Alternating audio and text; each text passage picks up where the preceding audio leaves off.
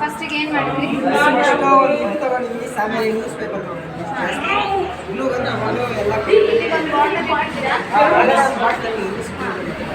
Next ಏನು ಆಮೇಲೆ paper ಉಲ್ಟೆ ಮಾಡಿ ಮೇಲೆ ನ್ಯೂಸ್ ಪೇಪರ್ ಆಮೇಲೆ ಬ್ಲ್ಯಾಕ್ ಪೇಂಟ್ ಹೊಡೆದಿದ್ದೀವಿ. ಇದಕ್ಕೆ ಇವಾಗ ಆರೆಂಜ್ ಕಲರ್ ಪೇಂಟ್. ನೆಕ್ಸ್ಟ್ ಅದ್ರೊಳಗಡೆ ಬೇಕಿಂಗ್ ಸೋಡಾ, ವಿನೆಗರು, ಆಮೇಲೆ ಕಲರು, ಗ್ಲಿಟರು ಎಲ್ಲ ಹಾಕಿದ ತಕ್ಷಣ ಅದು ಉಕ್ಕಿ ಬರುತ್ತೆ